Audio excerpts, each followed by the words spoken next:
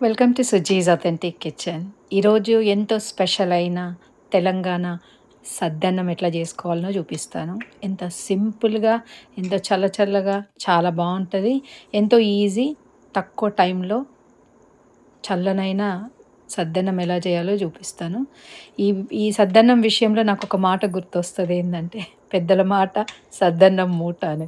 అవును. పెద్దల మాట ఎంత ఇంపార్టెంటో సద్దన్నం గూడా కడుపుకి అంతే ఇంపార్టెంట్. రండి మరి ఎలా చేయాలో చూద్దాం. ఇది రాత్రి నేను నానబెట్టిన అన్నము. మొత్తం రాత్రంతా నానబెట్టాను. ఒక కప్పు అన్నం అనుకోండి. దాన్ని నీళ్ళల్లో మంచిగా నానబెట్టి పెట్టేయండి. అలాగే ఒక కప్పు చిక్కటి గడ్డ పెరుగు తీసుకోవాలి. ఇప్పుడు తరిగి పెట్టిన చిన్న చిన్న ఉల్లిగడ్డ ముక్కలు, కరివేపాకు, కొన్ని ఎండుమిరపకాయలు,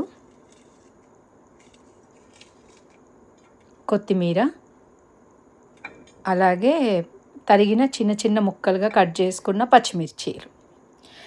ఇప్పుడు అన్నాన్ని ఒక బౌల్‌లోకి షిఫ్ట్ చేయండి. నీళ్ళు లేకుండగా ఫస్ట్.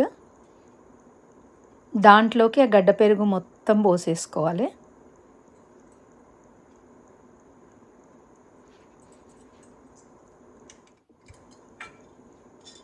ఇప్పుడు దాంట్లోకి ఉల్లిగడ్డలు, మనం కట్ చేసి పెట్టుకున్న ఉల్లిగడ్డలని వేసుకోండి. పచ్చిమిరపకాయలు, కొత్తిమీర, అలాగే నానబెట్టిన నీళ్ళు ఏవైతే ఉన్నాయి గదా! ఆ నీళ్ళు పడేయకుండగా ఆ నీళ్ళను గూడా అందులోనే కలిపేసుకోవాలి.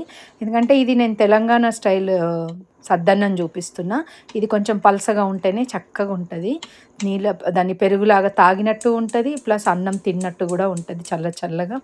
ఇప్పుడు పోపుకు ఒక చిన్న పాత్ర తీసుకొని దాంట్లోకి ఒక టేబుల్‌న్నర స్పూన్ నూనె వేసుకోవాలి. ఇప్పుడు దాంట్లోకి ఆవాలేసుకొని కొంచెం మంచిగా చిటపటలాడనియాలి. ఎందుకంటే ఆవాలు చిటపటలాడితే ఆ పోపు ఆ పెరుగన్నంలోకి చక్కగా క్రంచీగా బాగుంటది. ఇప్పుడు జీలకర్ర వేసుకోండి ఒక అర టీ స్పూను. ఎండుమిరపకాయలని అలాగే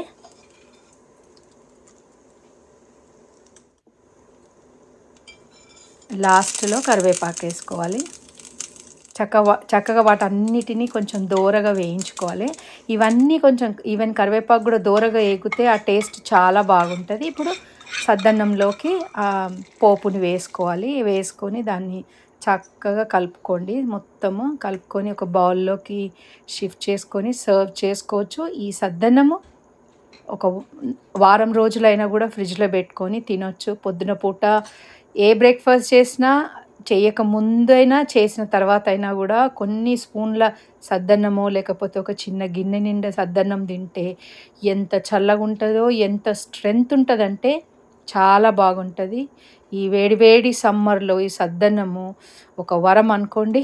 నచ్చితే లైక్ చేయండి. నా ఛానల్‌ని